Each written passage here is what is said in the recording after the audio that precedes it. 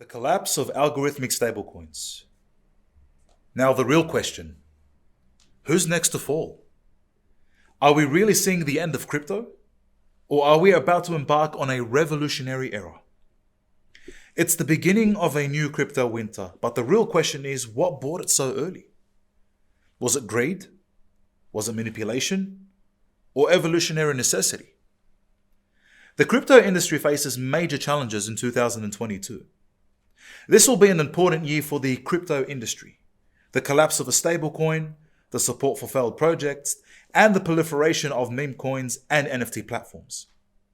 It was a year of huge investments in failing technology, a year of marketing over technology, a year of manipulation over accountability. The article began with the topic of crypto winter. It examines the reason why millions of people have stopped trading. Trading volumes are decreasing across the board, and liquidity holders are driving prices in any directions they choose. Have the liquidity holders, whales, market makers, founders, destroyed the significant work of Bitcoin traders? Are they to blame, or has the system been set up in such a way that manipulation, fake volume trading, and price manipulation has become the forefront of crypto trading? There have been many articles over the years discussing the fake volume trading in the market.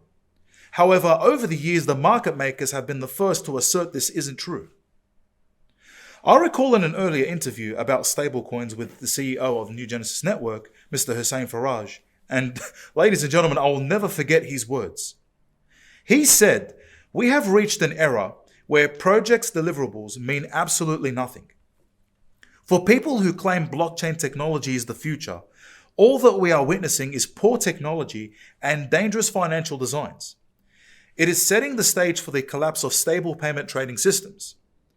As we discussed stablecoins, ladies and gentlemen, his response confused me and haunted me till today. When asked, "What are your thoughts on stablecoins being the future of Web3 payments?" his reply was, "If you're referring to the coins which the market calls stablecoins, then no. They will be the destruction of the industry. And if you're referring to the concept of a truly pegged system, a true stablecoin, then yes, they will be the future of digital payments. These current systems are based on volume-driven algorithms.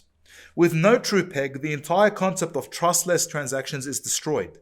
When we utilize a system of validation with a system of promise and no auditability, algorithm-based stablecoins, or any stablecoin for which a peg is not created between the fiat and the digital representation, are not true stablecoins." And that's his words, ladies and gentlemen. Now, the question is, what did he mean by that? And what was he referring to? Was he referring to the USDT, the UST, or what coin in particular? And what is meant by true pegged system? What does this statement mean for DJED stablecoin or any other algorithm-based stablecoin? When Hoskinson was asked about how DJED can avoid losing its peg, Hoskinson gave a very short reply, and it's literally one word: over-collateralization. DJED is an algorithmic stablecoin like UST. However, its algorithm is based on a 400% to 800% collateral ratio for DJED and Shen, which is DJED's reserve coin. Through this, DJED's collateralization mechanism is decentralized and supported by users who mint Shen and put ADA in the liquidity pool. Thus, the rate of collateralization remains more or less stable. So another algorithmic stablecoin, when compared to NuGenesis' vision of a true stablecoin, a coin pegged to its corresponding value. A coin which is minted and burnt as the float increases or decreases. A coin that requires no market making, no volume trading, no user participation to hold its value. A coin pegged to a particular asset, such as currency or precious metals. Now, ladies and gentlemen, this blog is the first of a series of blogs examining the proposed solutions and issues discussed in our first interview with the team at NuGenesis. Now, ladies and gentlemen, first of all, I'd like to thank you, for joining today for a special podcast program. I would like to start with your thoughts about the collapse of UST. I recall the meeting we had about a year ago discussing the potential risks of non-pledged stablecoins or algorithmic stablecoins. I'm your host, Mick Farouk, and I'm here joined today by Mr. CEO Hussein Faraj and Mr. CTO Lawai Mohsen. And while I have you both here today, I would like to take the liberty to get a few key questions answered. First, before you go on, I do recall that interview, and it was literally about a year ago. Yeah. Very well said, by the way. I'm really impressed. You've come a long way since a year ago. So before we go on, I'd like to congratulate you on the knowledge that you're bringing forward and the growth that you've grown, obviously, over the last 12 months. Thank you. And nothing has changed. We still believe heavily that a stable coin should be a complete pegged system, a true pegged system. So, actually, it's an amazing recipe of knowledge and information that he has prepared for tonight's session. I'm really impressed as well. Thank you, Farouk. I appreciate the kind words. Gentlemen, I think we'll get on to the first question.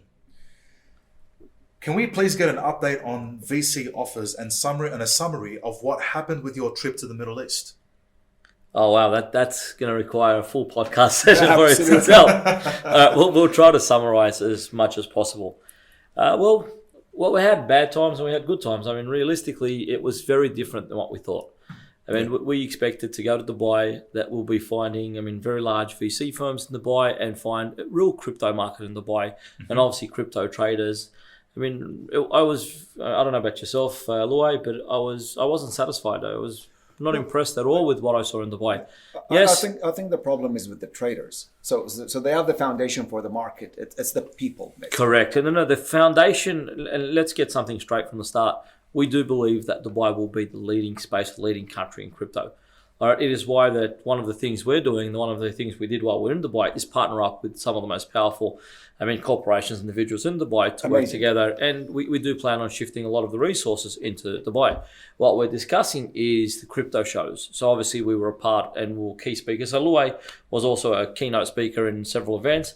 And it was pretty disappointing, to be honest with you. A lot of people we met there don't really understand crypto at all. Really? Yeah. Unfortunately, it's just a repeat of what they hear from various other, let's just say, crypto founders. Or we don't want to bag people out, but coming from obviously Luai's technical background and from the blockchain architecture background, we kind of have an understanding very different to what most people have or most people see in the crypto space. Mm-hmm. So, in terms of what we saw there, we met some great partners. We secured a couple of really large contracts. One of the contracts we secured is with the I think we can pronounce it. It's not a big problem. With Mohammed Khalifa and his establishment, which is pretty good. It's a very large project that we're taking on board. Actually, it's going to be the first true asset blockchain or asset coin to be released in the world.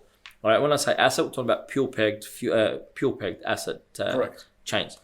Right, so I don't know. From their perspective, how did you find it, Luai? No, absolutely. I 100% agree with you. And I think what I want to say, and just to add a bit of some extra insight on this matter, we crypto events, and we've been invited to a few of them, and from public announced to private ones, and some ones in the Jumeirah palm tree where we went to that event.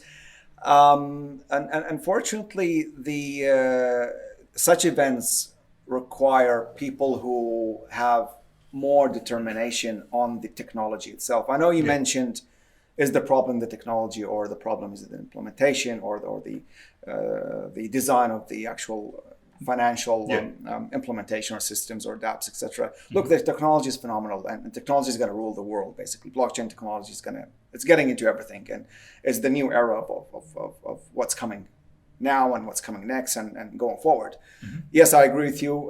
Implementations that have took place didn't scale up to the expectations. People who come to these events also, it's a mix. So the smallest portion are people that are very serious in where we're heading, where's the digitization in general is heading. Others are just there for trying to make a bit bucks here and there, trying to get a few flyers, trying to get. This is not the environment where if we go to an event, we expect that we're going to get out with good outcomes, and that's what we found. Outcomes were not really pleasant in terms of our direction, how we philosophate, what's our vision, what's our road mappings as in NuGenesis, and that's basically what I just want to add to Mr. Hussein Faraj. Thanks. Well, ladies and gentlemen, just to sum that up, their trip overseas was, you had the good, you had the bad, And the ugly. and the ugly. Oh, look, one of the great things, we've got to talk about it. We launched the payment system, the NuGenesis Payment Hub. So we had, I think it was 10,000 volunteers, or I think 1,000 actually utilized the system directly. Correct. Where 9,000 were just in trial base. And it went fantastic. I don't know if anyone else has done it, but we're able now to utilize blockchain in the same way you would utilize a Master or Visa card or our payment hub to make a payment. So you basically tap your card, and we've got the card, and I mean, that prototype worked absolutely perfect. Absolutely. So right now our payment hub is operational. Which is 30 foundation days? foundation of Correct. an e-commerce. 100%, Yet to grow, yet to actual mature, and yet to materialize further and further. But amazing what we did with the app. So let's not forget the significance of the app, and let's not forget the significance of the payment system. I mean, we also right now have established. I know I saw a question later on in regards to one of the members put there about the Metalabs Global. So I will address that a bit later on. So we have acquired right now Metalabs Global, and we'll be discussing what Metalabs is, and obviously within the NuGenesis network, what that actually means for us as well. 100%. That's amazing. So I'm guessing that the testing of the prototype of that new coin payment hub, it went really well. Oh, it went fantastic. Actually, it exceeded. Remember, all of this work is R&D, right? Let's just put something on side. Blockchain technology in its essence, right now, it's all R&D. Every single chain, doesn't matter which chain it is, we are all working on prototypes that have never been developed prior to us. So to us, especially the payment systems, the payment hubs, I mean, until we tested it, a lot of people said that it's not possible for a blockchain to do a reverse transaction, which means it's authorize a request payment and not transfer a payment. Because right now, most people just transfer via their wallets and transfer, obviously, payment to another user. Now, in the retrospect of the payment system, it does the opposite. It requests payment and then authorizes the request payment, utilizing the mnemonics through their systems, utilizing a PIN number that they create. Right, so it's pretty fascinating, and it worked very well. The trade-off there is basically merchandise. Correct. As a result of this utilization and the roadmap of this payment/shop system. Amazing. So many users are interested in learning what it actually means, like to parallel process. Can either of you elaborate on that, to parallel process? Yeah, absolutely. You wanna? I'll start. Yeah. Okay, so when we started this, we're going back now a fair bit, we had a huge problem with transactional speeds, and we had a huge problem with waiting transactions. So Loy will explain later on what the weighted transaction means. It's basically literally each transaction, depending on how much power it needs or generates or memory it needs, it has a certain weight. So what we had to come up with is a solution for the transactional speeds in every chain to be as fast as practical, but without actually causing any issues to the chain. All right, so without losing anything from the actual chain spec. Yeah. So originally we came up with the idea of having a super blockchain, right? And it was the same as what you currently see, a blockchain to run and operate everything. Over time, we realized that regardless of what speeds we had different waiting transactions which required different amounts of speed to process. So the finality rate of each transaction, depending on what weight that transaction held, had to change. So let's look at a smart contract. If we're running a smart contract operation, we would need a lot more than 3 seconds to run a smart contract operation. But if we're just creating coin, we wouldn't even need 200 milliseconds to create coin. All right, so every transaction or a request. So that's why most people that utilize the NuGenesis network, I mean, one of the biggest comments is it's extremely fast. I mean, in fact, we could increase the speeds of the NuGenesis network about 5 to 10 folds of its current speeds. All right, it's right now being utilized at its lower specs, right? At its complete lower specs, not at its best specs, at its complete lower specs. So we had to come up with a solution. And one of the solutions we came up with when me and Luay sat down is, why don't we divide the weighted transactions and run them into separate blockchains? But to do that, then we had to come up with a solution of the cost of running those chains, because then you had the validators and everything else that came with the chain and all the running cost of every single chain. Right. So first of all, we had to create a chain that had a reduction in cost of operation. And then we had to create each of these chains correspondingly running together, but processing things at the same time, which basically means when you're looking at parallel processing is you're running more than one blockchain at the same time, with each blockchain having either the same utility or a different utility. But every transaction which goes through any of those chains happens at the same time. When I say at the same time, happens parallel. So it's like running, when you've got a horse pulling a sled, just an example, or then adding more horses. Then you're adding more horses to pull it, so you've got more things happening at the same time. Increasing. But in terms of technology, the difference is you're running more transactions through every single chain. So on a single chain, let's just look at like the Ledger X chain. The Ledger X chain is able to operate over 100,000 transactions a second. Now we have other chains which are able to operate at 7,000 transactions per second. But as a network, we're able to achieve between 1 to 500,000 transactions per second, depending on how many chains or how many, obviously depending on how many chains we add to that network. All right, so I mean, Luay can add. Actually, you've gave a good insight on this matter, and truly, so the concept is basically depending upon the actual implementation and the application that's meant to be achieved at the other end of this equation. Yeah. Hussein has kind of highlighted basically the actual fundamental core of parallel processing, basically, when it comes to blockchain. Now, this is the early stage that we're discussing right now, because right now the NuGenesis network is light years ahead of that as well. All right, we're now contemplating, when I say contemplating, we're in its initial designs of adding what we call the blockchain load balancing system, which basically takes that completely to a new level. I mean, we're expecting close to instant transactions, regardless of how many transactions come through. And it is still in its theory basis, and we are in its when I say it's an infant development stage, but the theory behind it is flawless. All right, same as the theory behind our original design. We believe that the theory behind it works very well. In the next 1 to 2 years, we believe we're going to be at uncapped transactional speeds. So we won't actually have a requirement, when I say as a transactional speed requirement. And like I said, it's still early days, but yeah, we are working on some significant, really good parts of technology. Absolutely. Although it is early days, I think that's the news that many viewers listeners, I should say, wanted to hear, and that's exciting and great news. Now we've spoken about exchanges on so many times, occasions, on so many occasions as well, and I think many people would want to know: does NuGenesis have any short-term goals of listing on any other exchange? Okay, I'll add to that. I'm the person that's holding back the exchange listings.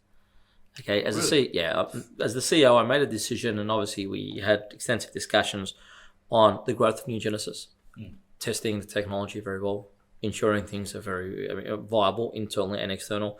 We had a serious issue, and I can't go into much detail today, where an exchange which we're connected to, we saw several things that in our initial designs, our NuGenesis artificial validation intelligence system, which is the validation security. When I say the validation security, it's the monitoring system that monitors our network.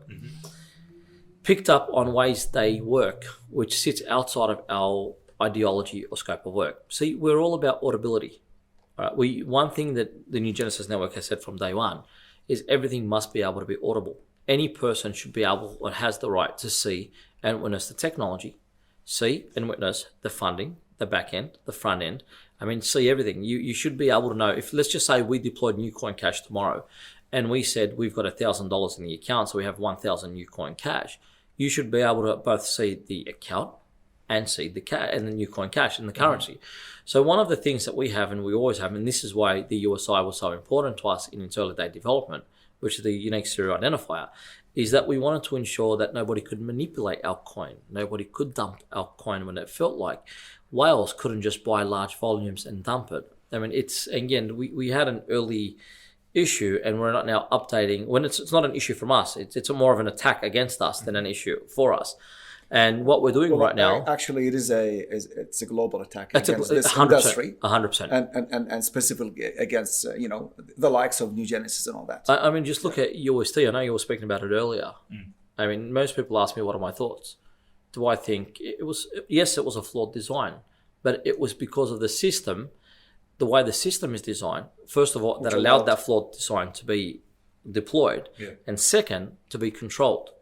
So in retrospect, I'm fair, and I always have been against certain stable coins because I don't believe they represent true stability. So I prefer when we say stable that we actually have a system where a user actually knows, especially that we're calling it a stable coin, that his coin is actually stable. It's safe.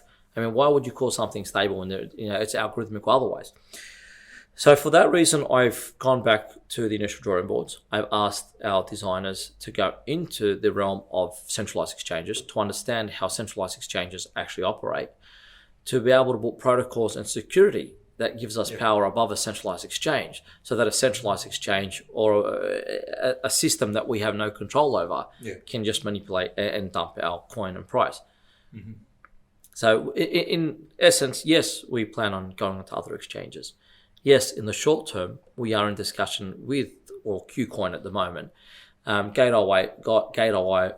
Gate.io, we were in discussion with as well. Mm-hmm. But at this stage, there are two factors before I would like to push us onto any other exchange: network growth, security. Okay, so once we obtain both, not singular, both, then we will be pushing to go onto further exchanges. Well, you've heard it, ladies and gentlemen. It's network growth and security. The two things that are pretty much the key factors that need to be fixed in order for us to go on other different exchanges. And you've heard that from our CEO, Mr. Hussein Faraj. Now, the question that some people are asking is that why can't people buy miner accounts at the moment? At this present time, we've held back the mining positions. Look, when I said this was all R&D, it's always been R&D. Mm-hmm. Okay, we believed in the concept of, we thought that the concept of proof of works was appealing to people because of its ability to reward people for mining. What we didn't take into consideration is what happens when those miners have so much coin, hold so much coin, and at what growth rate should miners actually have the ability to put so much coins on market, which will affect and fluctuate the price. So what we came to a determination about a few months ago, and this was based on obviously an early attack, same attack that we were discussing earlier, is that we'll do a freeze on miner positions to reevaluate the miner position infrastructure, or say the how can I word it much better? The governance behind the miner positions. Mm-hmm. So right now we're putting new governance together, new staking protocols together. Now, that's not the only reason. That's also for the purpose of enhancing the miner's experience. Correct. But that's not the only reason. One of the issues we found, yes, NuGenesis runs close to gasless. It uses hardly any energy, right? So it's almost carbon neutral. We figured if there was a way right now, and the whole world now is looking at banning proof of work systems, minting, if there was a way for us to produce better systems where the energy consumption, even though we're close to almost zero, can actually decrease even further, then we should. So we're actually looking at protocols to push the minting or the mining into staking, and have the system itself, or have the user themselves with no requirement to actually do the minting. So the user can actually require the system to do the minting for them. Now, this is only in early stage development. We haven't decided on that yet, but that's what it looks like we will be offering our users. Mm-hmm. But at this stage, people who came in early really are pretty lucky. We won't be offering that same miner position or staker position in early days. Same style. Correct, same style. We have created other staking positions, and Luay's team will be deploying a whole staking platform and protocols, so people will be able to stake, but not in the same retrospect as the first people who came into the network. Okay, fair enough. You heard that correct, ladies and gentlemen. Now, what is happening with the NuGenesis staking platform or protocols? So that's with Luay. Luay's team is the ones currently building that platform, so I'll let Luay answer that. How are we going, and what's the time frame? Yeah, well, I guess within the next few weeks, basically, we'll be able to put it in full test mode and run regression testing with regards to the overall system performance and taking into consideration the current outstanding protocols with the new outstanding protocols, and the combination of we would say maybe within a month period. And also the governance, we're working on the governance, which is the actual policies and the rules, so that everything's covered end to end, and people will acknowledge the terms and conditions and in retrospect on their engagements with the new protocols. Mm-hmm. Okay. Well, thanks for that, Mr. CTO. And Not really a funny question, but what is my crypto cafe? If anyone can talk about that. First and foremost, do you like coffee? I love coffee. Then I'll leave the rest for I drink about Huss 3 to, coffees a day. Huss to answer. Let's talk about what the issue is in certain regions about crypto payments. You can receive Bitcoin, you can receive USDT, you can receive NuCoin, but in many areas, especially unbanked areas, you can't cash them out. Mm-hmm. All right, you can't take the fiat value or the back end value unless you're tied to an exchange, you have bank accounts, and you can get paid out. So in early days, we came with the ideology that we should create a system in various regions and countries, obviously subject to licenses and subject to agreements, where there is a promise or guarantee to purchase a product, and it's inside of a cafe. So we created a version. The first one should be open in about 2 or 3 months. I think it's about August this year, and the first one is kicking off in Lebanon. Mm-hmm. But what it is exactly what you hear. It's a cafe, right? It's really a state-of-the-art cafe. It's an NFT center. It's an arts gallery, right? Wow. All combined into a trading platform. So you can have your coffee, you can see your trades, you can see what coins are valued at. You can come and learn about cryptocurrency. And there's blockchain. CryptoX and blockchain. Well, when I say crypto, everything we do is based on blockchain. So although we teach crypto, we don't teach crypto based on financial models. We teach people crypto based on technology models. So if people don't want to learn how the blockchain operates and what occurs. So that's the idea behind my crypto cafe. We do plan on opening several of these in the next maybe 6 to 12 months and have them in certain regions, but obviously it's all subject to licenses and licenses coming through for each of those regions. But it is a place where you can walk in and basically cash out your crypto. Oh, so we're expecting to see these cafes really, really soon. We're expecting within 5 years to have a few hundred of these cafes established. Wow. Globally, yeah. Well, you heard that, ladies and gentlemen. Get ready, get your coffees ready, and if you're an NFT expert or... You got to try the burgers there. The burgers there. It seems really, really exciting. Now, Huss, you mentioned before about Metalabs Global. And would you be keen on... Look, I actually would. I mean, we just reached the name. A highlight. Okay. First of all, Metalabs Global was an ideology. It wasn't actually a company or a business. It was a few people who came together in its essence. Yeah. These guys are geniuses. We have Ali Atlas, which leads the organization. Mm-hmm. I mean, you see him on CNN, on ABC, on many of the Arab channels. He was interviewed by one of the Australian channels. Correct, well. ABC Australia. Mm-hmm. Yeah. The boy's a genius, right? One thing we've learned, invest in people. Don't invest in anything else, right? And when I say that, let's get that straight. Mm-hmm. It's because if the person behind the project is not trustworthy, knowledgeable, then the project will never work. So one thing we did is we now amalgamated or procured something called Metalabs as, like I said, the ideology, and we've now concreted it into a structured business. Metalabs has been working on alternative power. So one of its early projects with us was we were trying to resolve the issue of Bitcoin mining. How do we create a generator which can be utilized, right? And we're talking about moving from the carbon footprint, right? So more neutral fuel, so when I say fuel, or a system to be able to mine without the heavy cost, first of all, power, all right, and the heavy cost to the environment. In early days, we were looking at a forward-propelled or generator, but obviously the laws of physics and thermodynamics suggest that you can't break law 1, law 2, which basically because of friction, you're always going to have less output than input. So we had to come up with an idea, or not an idea, we had to come up with a way to build a business or a generator which could first of all be utilized to mine Bitcoin, use less energy, and create at least a forward-propelled, or how can I say it in the right words? Utilize momentum, weighting, energy, clean fuel sources to continue to create further energy to be able to run the mining rigs. So this is in early days. I mean, and I say that very proudly, created two things: a fuel source made from hydrogen in its liquid form.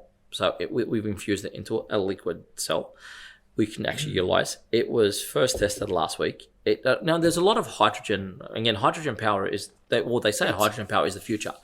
Now, there's a lot of companies working on hydrogen power. The difference between what we've put together and like right now it's Lynn's prototype, right? We still have heaps of problems. It's freezing point, it's boiling point. There's a lot of things still to resolve. But we've actually been able to create a liquid form infused with hydrogen to be able to be utilized as fuel.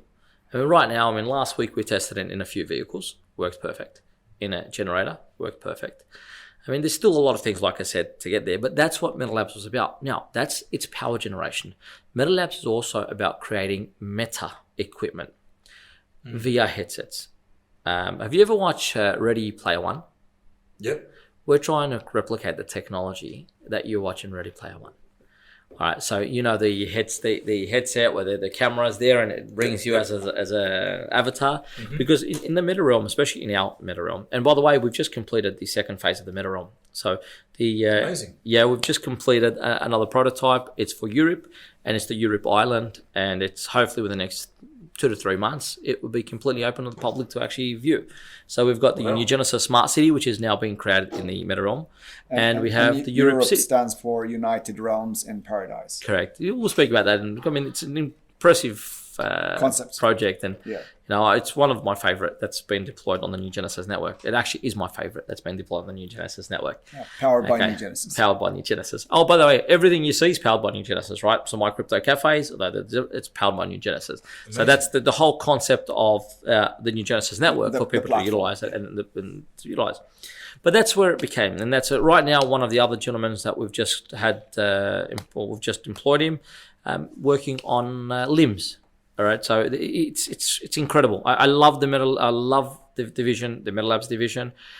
I would love to share a lot more. We will over the future, but it is a very advanced tech division that's now part of the NuGenesis network. Amazing. We'll look forward to those things in the future, hopefully, and hopefully it all works out really well. Now, what is the multi-coin palette? The multi-coin. Okay, you got some really good questions. I want to know who gave you these questions. I just thought of I was researching and I did some. The multi-coin palette is something very different to whatever you see. You hear about the multi-coin chain, ERC20. You hear about the ERC20 tokens. So we came up with an idea that we wanted to deploy more than one coin on a blockchain, so it's traded on the chain within the chain. So Louis' team put together something called the multi-coin palette, which basically means that a blockchain can deploy more than one coin and can transact more than one coin on the singular chain. So you can have many projects, instead of having their own blockchains, share in the resources of one single blockchain and still transact and still pull off their Explorer. They could still pull only their data, so it looks like they're transacting on their own blockchain. But it is something very unique. I was very proud of these guys. I can't believe they put it off. It's in testnet now. Economical and really challenging in terms of the. This is a layer one. It's a layer one solution. It's on the chain. It's absolutely incredible. Wow. So it's basically the people, like we've got two aspects of the multi-coin palette. One's deployed on the smart contract chain and one's deployed on the coin chain. The one on the coin chain is only projects we specifically onboard through us.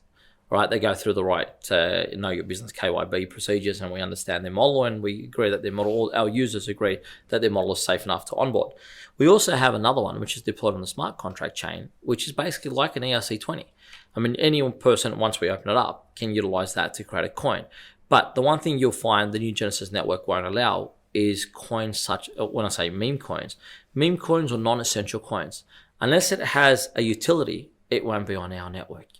Right, we don't agree with, and that's just personally for ours.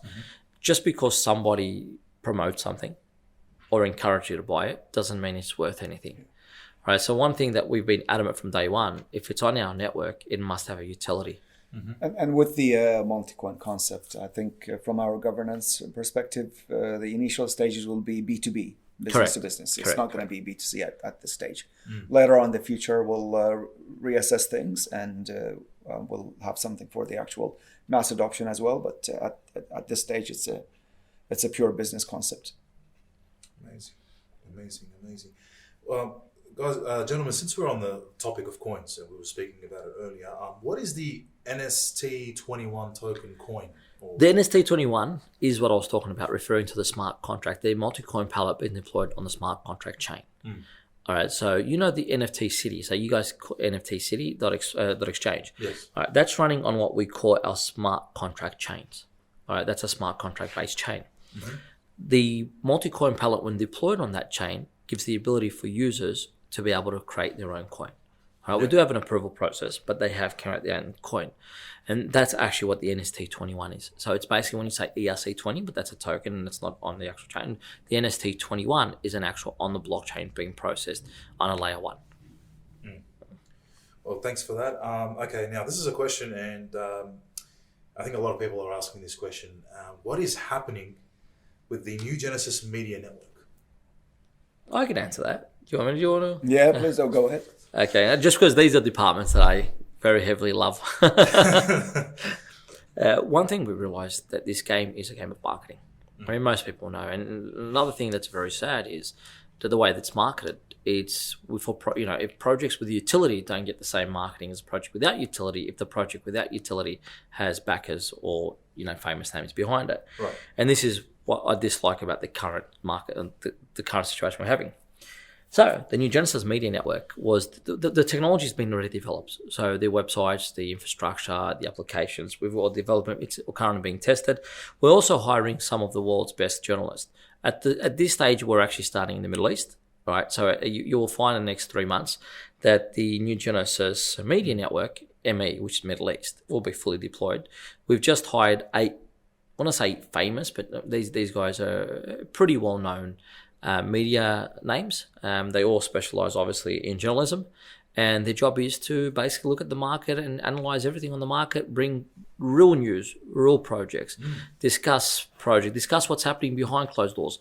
I mean, they've got access to technologists, blockchain developers, that no one else has. So they can actually get from a technical perspective and from their own perspective, online perspective. So we're looking at within 3 months to have the Middle East fully operational. We're also looking at actually starting a complete media campaign in the Middle East. I'm talking about radio, television, advertising. I mean, from everything from major streets to podcast. So yeah, the media channels, I mean, we are again dominantly focused right now in the Middle East. It's just because it's much easier for us to work there at this stage. That's pretty amazing. So, that's very amazing that we have now, we're now targeting media outlets in the Middle East. It's really good strategy from you guys. Thank you. Now, here's a question, and it's got nothing to do with media. It's more back to the NuCoin. What is NuCoin Cash? NuCoin Cash is our stablecoin. So basically what it is. It's a true pegged system, which means every single time $1 is in the bank and a person has the ability to see there's $1 in the bank, there's one coin created. And any time that coin is withdrawn, so let's just say the fiat is withdrawn, therefore that coin is destroyed. So you don't actually, it's complete, perfectly pegged system. For every $1, there's a coin. Fully scalable. Correct. For every coin, there's $1. When you redeem it, you don't need to worry about who's buying, who's selling. Because if you've got one coin, it's retrospectively sitting in an account. When you withdraw that coin burns, right? So there's never the threat of what happened with UST. Now, it's very, if I had to answer and explain the difference, it'd take us about half an hour. But what I can say is it's part of our asset management system. Our asset management system is state of the art. Right, talking about pure pegging systems based on currencies and based on precious metals. Okay, well, thanks for clearing that up for us. Now, I've heard of this system. It's called NAMS, which pretty much it stands for NuGenesis Asset Management System. I mean, what does it actually do? I know where you got your questions from. You've been looking at the new roadmap that Louis' team put up there. Because that's the only place you would have heard about NAMS. Guilty. Futuristic aspects of things. Okay, so the NuGenesis Asset Management System is what we call a complete stable network. So the one thing we're creating is a completely off-ramp. When I say off-ramp, not connected to the current crypto systems. So not connected to the current exchanges, not connected to any of the sort, but a completely visible and audible complete system of payment utilizing pure pegging.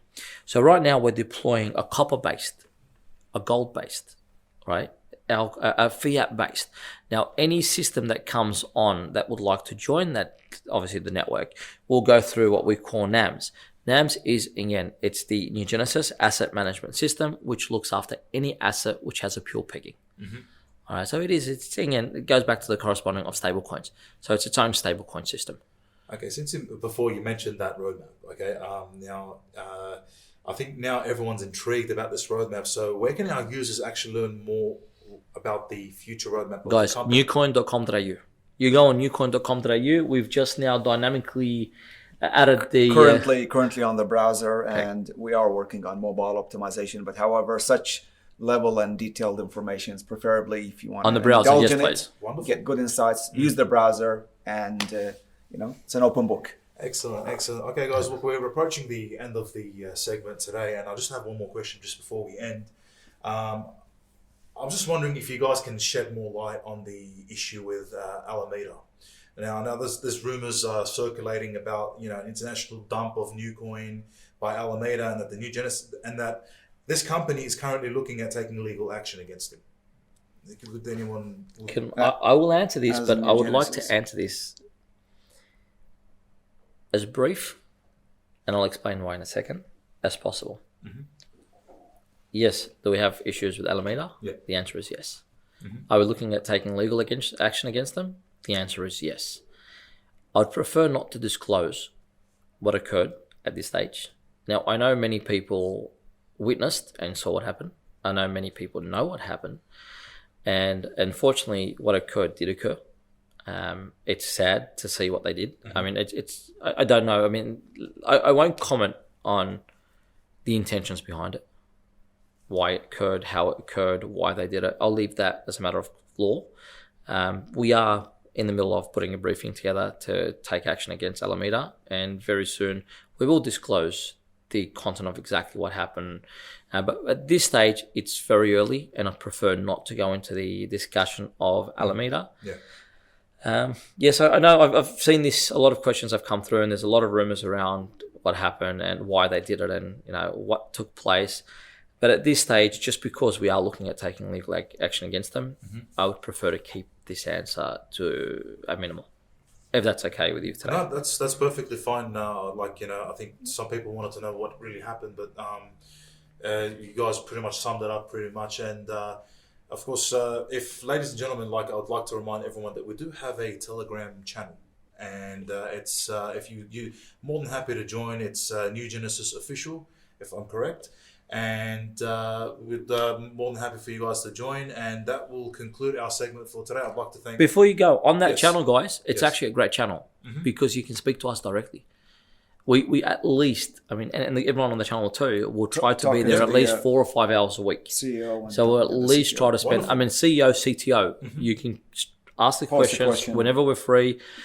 It's very hard for us to answer every question, every news channel, So what we've done is we're looking at a certain couple of our Facebook channel. You'll get answered, but not as fast as our Telegram channel. So right now we're looking at the best way to answer questions to the public. If you use the official Telegram channel, which is NuGenesis Official, then you will get your questions answered very fast. Well, you've heard it, ladies and gentlemen. The best way, the best channel, I should say, for you guys to get your questions answered by our own CEO and CTO is on our Telegram channel. And I will mention the name again. It's NuGenesis Official, and you will find the NuGenesis logo as the display picture. Well, guys, thank you very much for this segment. Again, I'd like to thank Mr. Hussein Faraj, the CEO of the company, and Luai Mohsen, the CTO of the company. Ladies and gentlemen, there'll be more blogs coming in the next few weeks, and hopefully you can tune in. I'm Mick Farouk signing off, and we'll see you guys really, really soon. Thank you very much. Thank you very much, Mick. Thank you again. Take care.